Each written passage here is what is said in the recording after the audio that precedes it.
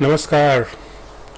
In this video lecture, I will talk about polymerase chain reaction or PCR.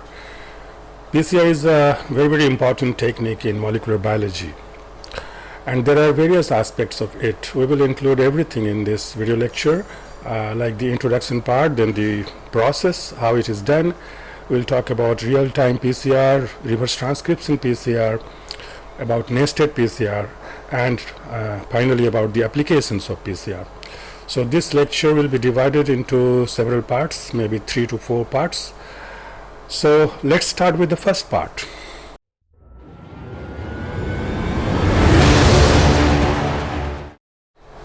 PCR or polymerase chain reaction, as the name suggests, is a process of polymerization in which a small portion of the DNA sequence is amplified from a whole set of genomic DNA.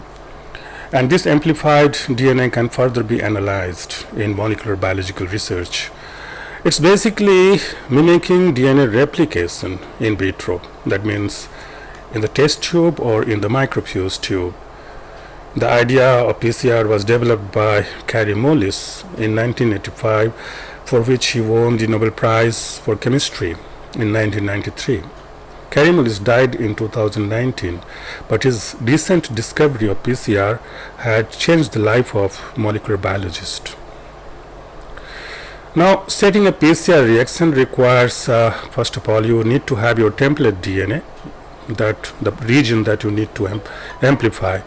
The pair of primers, they define the region that part will be amplified. The particular DNA sequence that has to be amplified are delimited by these primers.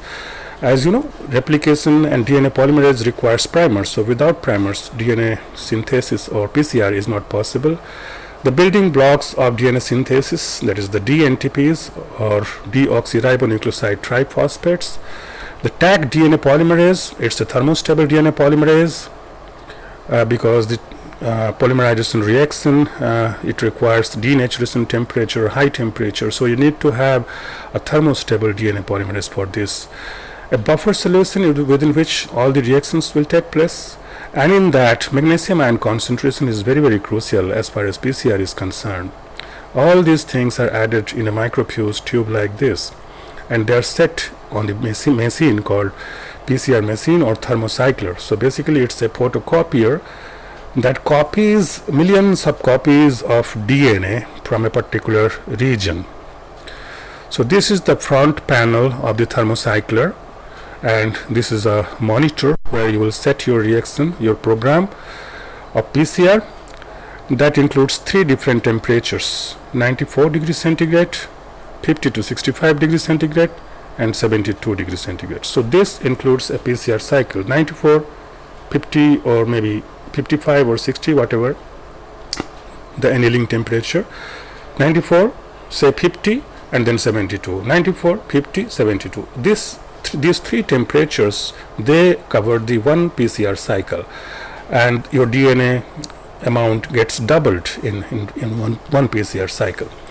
So what are the significance of this temperature? 94 degrees centigrade has to be raised 4 degrees centigrade to denature the double-stranded DNA molecule.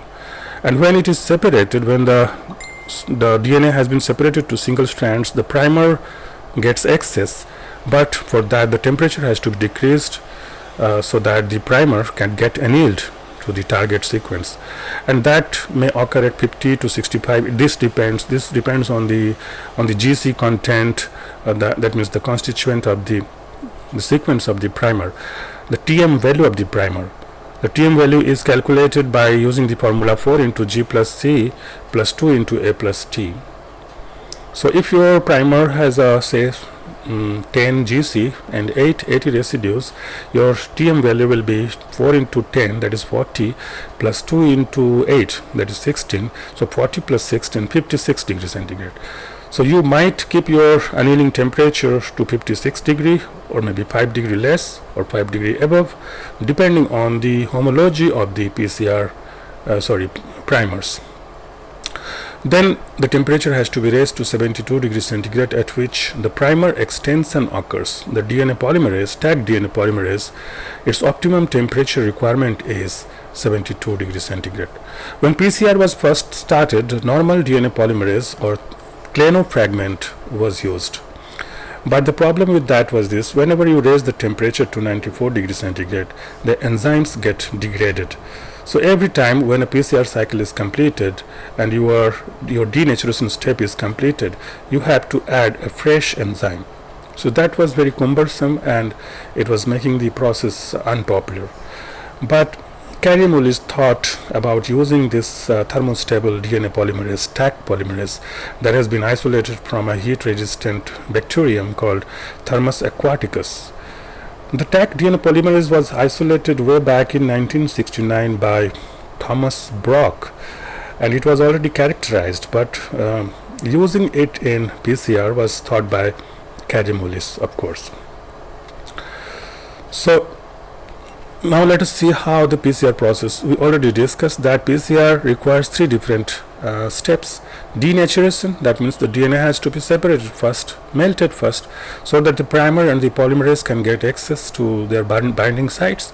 Then primer annealing, followed by primer extension. These three things occurs at 94 degrees centigrade. Denaturation, primer annealing, maybe 50 to 65 degrees centigrade, maybe 45 even. Primer extension at 72 degrees centigrade. So these three steps cover one cycle of PCR. You can understand that when you denature, the double-stranded DNA gets separated like this. Then primer annealing.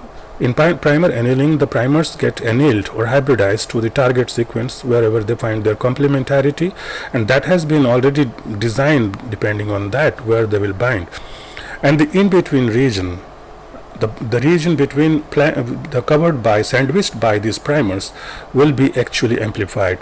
Primer extension means DNA synthesis. The DNA polymerase comes and sits on the primer template junction on both the sides, and it starts synthesizing new DNA using the parental DNA as template. So one cycle of PCR is completed and you have produced two molecules of double-stranded DNA from one molecule. So if this cycle is repeated several times, the amount of DNA in every cycle will get doubled. And that is what is the purpose of doing PCR is. And that's why it is called chain reaction, because it is occurring in many chains, many cycles or chains, you can say. So even if you start with a single molecule of DNA, after maybe 30 cycles, you will end up with a amount of DNA equivalent to maybe 1 billion molecules. So it occurs at the rate of 2 to the power n, where n is the number of cycles.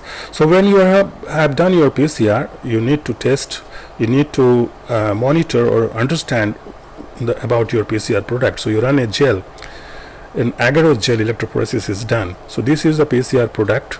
Probably it is the serial dilution of the same product, or maybe amplified from different organisms. And the size of the PCR product, as you can understand by these 100 base pair markers, is about 340 or 50, something like that. So whether your PCR product is right or wrong, it may so happen that your primers go and bind with some wrong region. It depends on the specificity of the primer. Primer designing is another crucial step that I might talk in the next lecture. So whether your PCR product is right or wrong, you can confirm this by nested PCR. In nested PCR, you have to design two other pair of primers, and these primers will sit within the region delimited by the earlier pair of primers. So definitely this PCR will be done with the product of the earlier PCR, not with the whole genome. So if your product of PCR is not the right or correct one, then these primers will not be able to bind and there will be no amplification, confirming that your PCR was wrong. But if you amplify again by nested PCR, then you are confirmed that you have your PCR product that you have got in your earlier experiment was the right one. So in this first lecture, I must end here, otherwise it will be lengthy, and in the next lecture we will talk about primer designing and maybe reverse transcription PCR. Thanks for watching.